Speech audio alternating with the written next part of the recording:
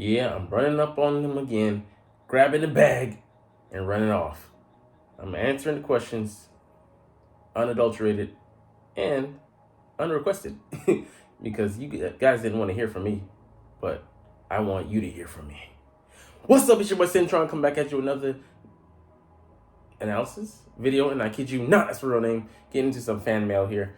Mailbag, better Eagles defense 2022 or 2023? Jimmy Kempinski, a guy I have ire for, answers your Eagles questions here. Nope, it's me, Cintron, answering your questions, motherfucker. I don't care if you like it or not. You're gonna sit here and listen, but you're not even watching. No, it's all good. So, anyways, man, that is an interesting question. Some of these will dive into the original answers, responses, but I'll give my own because, like I said, it's my video. But how concerned should we be with this year's Eagles defense compared to last year's defense?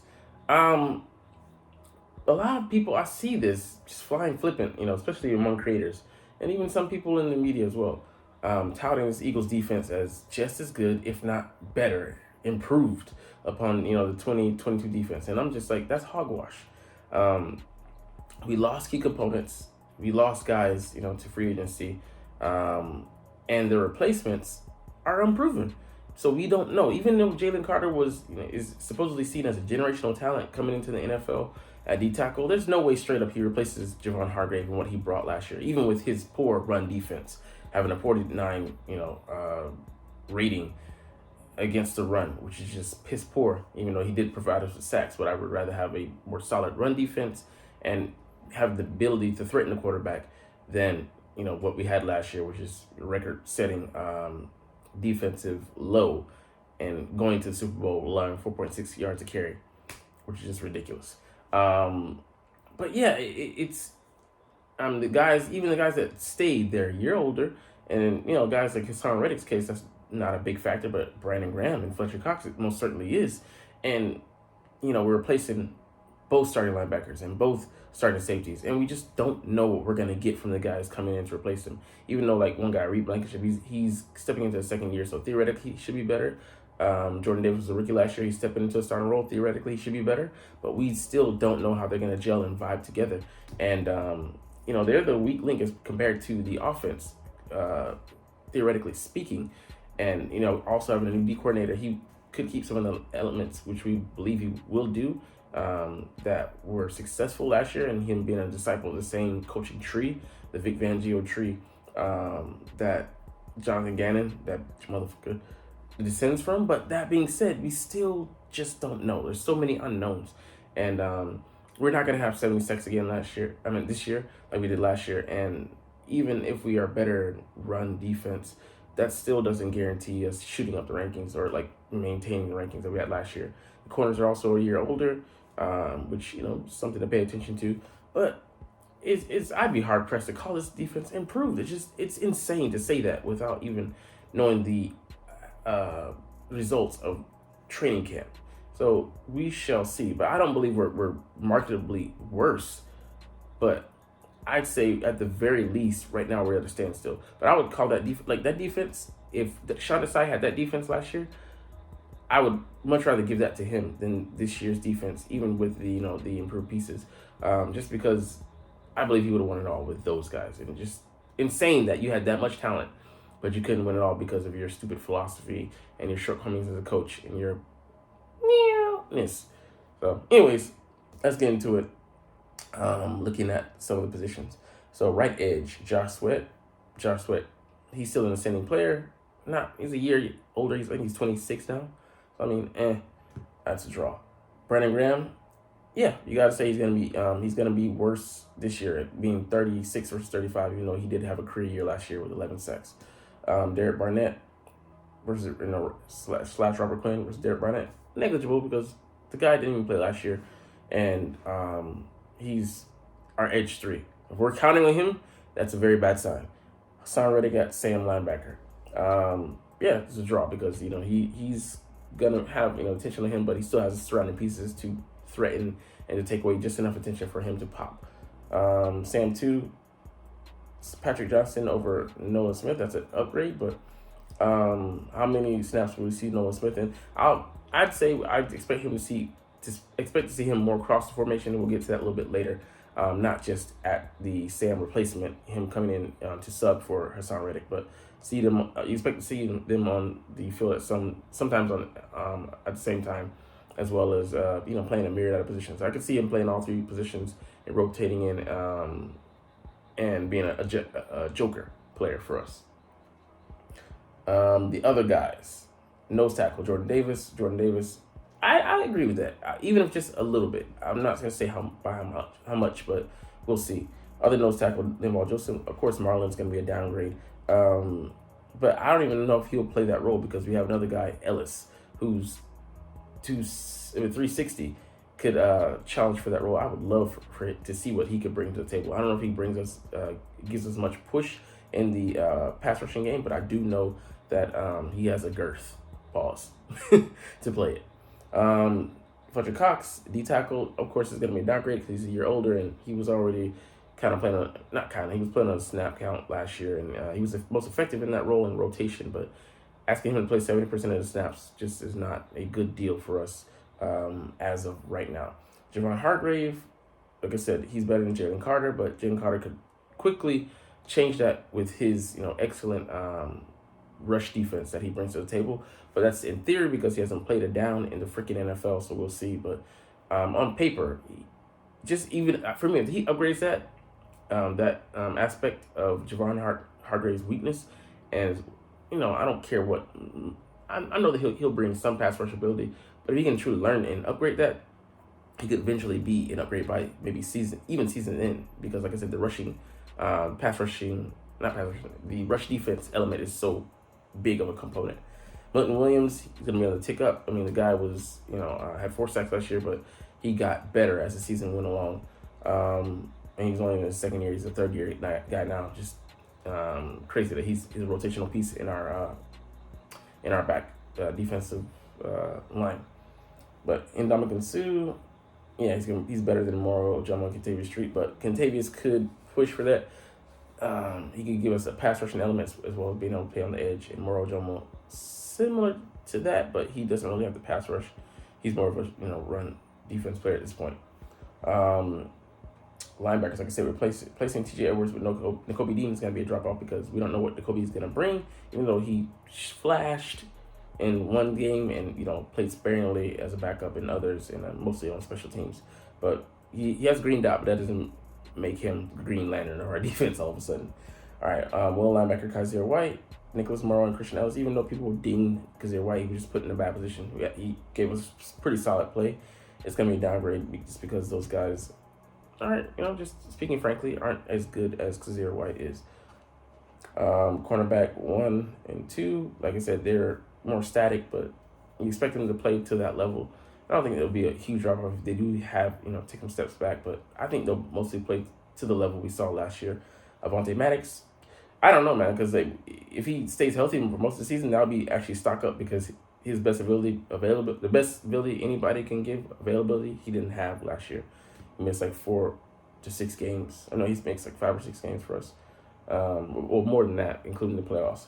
Zach McPherson, if he can come in and play the slot as well as give some play the outside as well, play both positions, that'll give great versatility and will give me confidence in us cutting some of the corners that have promise but just aren't going to be able to make the roster because of the numbers game. Josiah Scott, if he has a pulse, he'll be better than Josiah Scott was last year, man. All right, and safeties, C.J. Gardner-Johnson, Terrell Edmonds. On paper, it could be a downgrade, but Terrell Edmonds, he's an all-rounder, and he had sort of a down season last year. He has only 5 career picks, and when C.J. eclipsed what he had in the career last year. That being said, I believe he doesn't have to be an all-star playing behind those 2 corners. We'll see, but he's a veteran leader. He's a jack of all trades, master of none. He can do a lot of things well, and especially he's our biggest safety, and he can fill the box and play the run. So he is more athletic than people give him credit for. So I like him as not upgrade, but it's just the most veteran and the solid safety, maybe he'll have the most solid play out of anybody in that group. Marcus Epps over Reed Blankenship, more of a draw. Because, I mean, Marcus Epps was spectacular, and Reed was, solid when he came in. So I believe Reed can actually upgrade that position, but we'll have to see. But Sidney Brown over Reed, I mean, you theoretically say that, he gives an upgrade, but Reed played solid, man. We don't know. I would say that's a draw. But having that depth behind those two guys, the theoretical starters in Terrell Edmonds and Reed Blankenship, you say that is a win, most definitely. And Kayvon Wallace is going to Kayvon Wallace. Give you some surprising snaps out of 5 out of 200 to make you think like, oh man, he could possibly elevate. But you look at the tape, he really is just that same guy. So anyways, like on paper it's worse. Yeah, you have to say that. But it has the potential to be, at the very least, just as good, and at worst, I mean, yeah, of course, like it could be, a drag job. Pause. it could be a complete failure, but I think realistically speaking, it'll be under the defense last year. But we don't need them to be all-stars because our offense is amazing. Next question. What's the most overstated concern about the Eagles' upcoming season? They have it here at safety.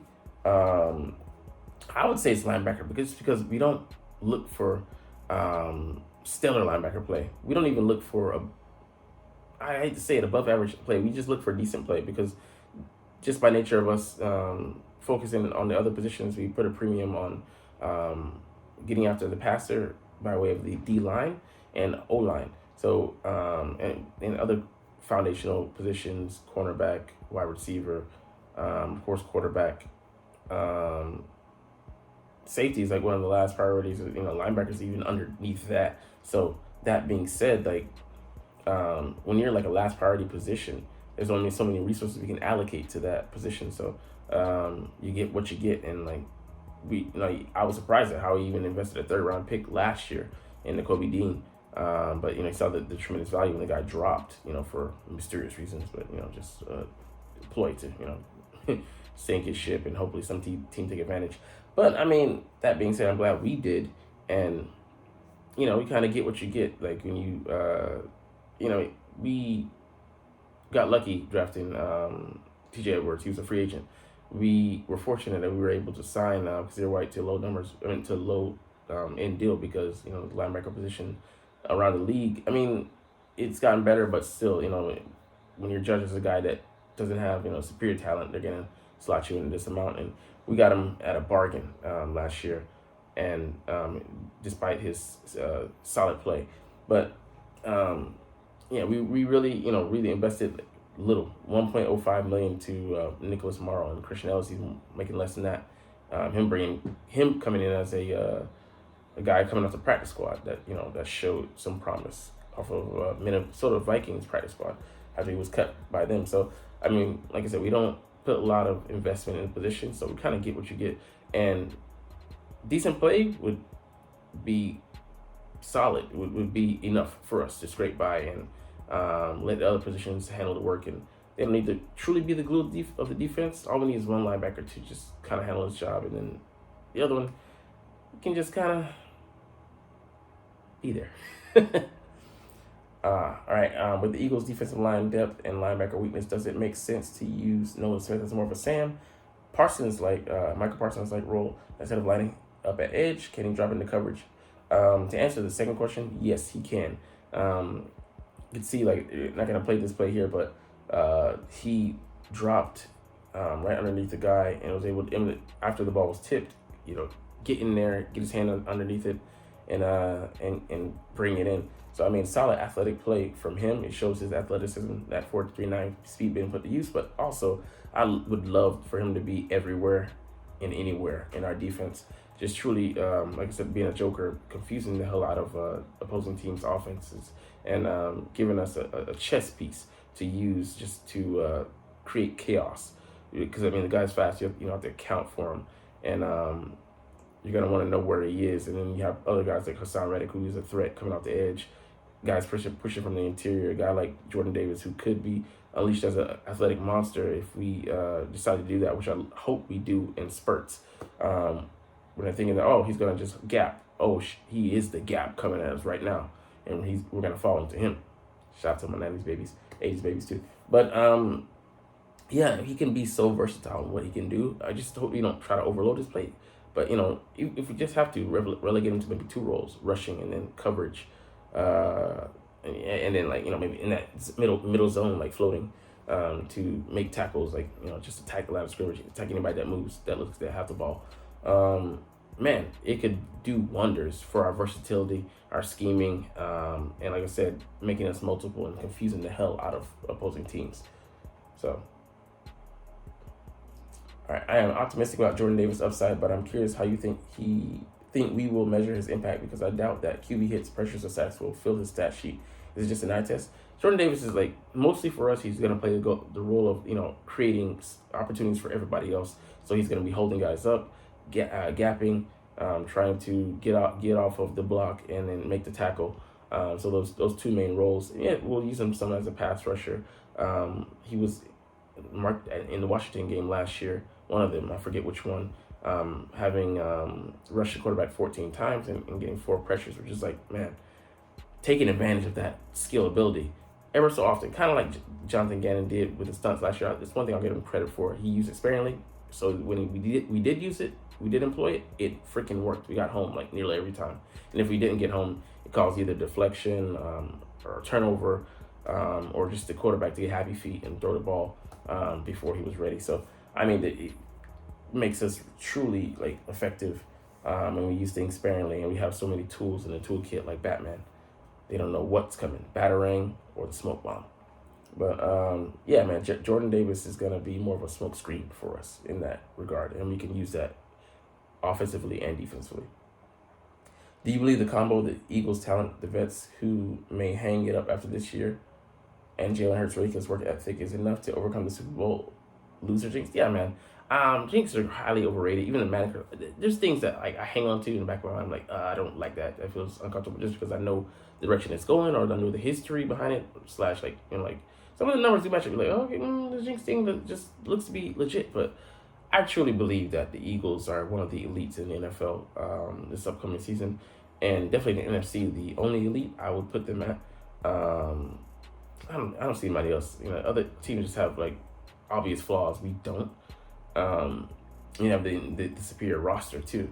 Even ranked among the NFL, easily in the top 5, top 3 if you want to be serious and not biased. But man, Jalen he inspires. He works so hard, and the guys play for him. When he's setting the coach straight in the Super Bowl, that man, the guy's maturity speaks volumes for him, and his resume speaks volumes. The way he's been able to elevate each and every season, and he's still working hard this season to grind hard to work on his weaknesses that he's not going to expose to the media. Love that boy. But yeah, he's just dedicated to getting better, and that combined with the maturity of the guys that leaders, especially the entrenched guys that have been here for years of this roster to galvanize everyone. You feel so secure. Even if we don't have the record we had last year, I just believe we're going to battle and fight, and we're going to be in every game, maybe even leading a lot of them, some of them because of a guy like Hurts leading the squad. I've heard pros say you can tell pretty quickly whether a rookie has it or not. I know it's early, but any rookies that have stood out for you, either good or bad? You could say Nolan Smith, the way that he plays with juice, energy. He's reminds you of BG, a younger BG, just so hungry and just willing to challenge guys, like he did Dallas Goedert, run down the field and getting up in his face, not being boisterous or being an a-hole, but just challenging, just being bringing something to the table, being a guy that makes other guys' temperatures rise and makes them rise to the occasion, to the situation. Just inspiring. But I would say for me, Sidney Brown, man, he looks like he's gonna be flying all over the place, and reminds me just in raw form, and just energy of Palomalu. Not saying that kid's gonna be him or become him, or he changed number from 43 to 21, which I'm damn it, wish we would have had him keep 43. But that being said, he just brings like so much just like vivaciousness. The guy's all over the field like a heat-seeking missile. He reminds me in spirit, in some ways, of like a Brian Dawkins. Man, just like if he could just even be a tenth of that and a third of that, man, we got something special on our hands. So I see him, man, battling, and just given his past, the way he has fought through life, he's hungry for it, hungry for success. Him and his twin brother Chase. So I mean, I look forward to both of those guys' careers. I want to see what they do, but especially the guy here playing at Midnight Green, who wears the number now of 21. It would make sense for Jack Driscoll to win that right guard job, be a decent starter, and let him go for a comp pick. Driscoll is likely an average NFL guard or tackle, right tackle. Better pro tape than Andre Dillard. And this line of thought, like Jimmy's saying here, is ridiculous. We don't play specifically for comp picks. If that happens to play out that way, that's great, because we had a lot of guys leave this past year. We couldn't afford them theoretically because we were going to extend Jalen Hurts, to eventually a 6-year, $255 million deal, make him the briefly highest paid player in the league. But the best guy on the job, I believe right now it's Cam Beef Jurgens, and Tyler Steen. If he happens to win the job, not because he was a 3rd-round pick, we're gonna hand it to him, and he's better suited, in body type, 6'6", 330. Even though Cam was kind of miscast because he was a center. When he drafted him, and he's gonna eventually play center when Jason Kelsey hangs it up. But we're not playing favorites. Just because he was a 2nd-round pick doesn't mean we're gonna just give him the job. It's going to the best man, who acquits himself and shows that he can be this, the piece to play in between Lane Johnson, who's future Hall of Famer, and Jason Kelsey, another future Hall of Famer. So we don't play favorites in that regard. I mean, yeah, some guys stay on the roster longer than they should and get more playing time, or like we're more invested in having them play and improve how we write. Like Gainwell, we're like, what he's doing in the first year, but he really has turned into a player who's not just being given snaps just because of his pedigree with this roster, him being a drafted player, 5th-round pick. But like we really truly believe in competition makes the best 53-man roster, and let the games begin. And these other questions are BS, so I'm not gonna read them. But anyways, we're gonna get up out of here. Long ass video again. But again, you're not even watching, so it's all good. But as I always say, it's fly, Eagles, fly, and let's motherfucking go. Like, comment, share, subscribe. Thanks for watching. Check me out at Cintron Anime, Cintron Life, or Cintron Laughs, or other social media.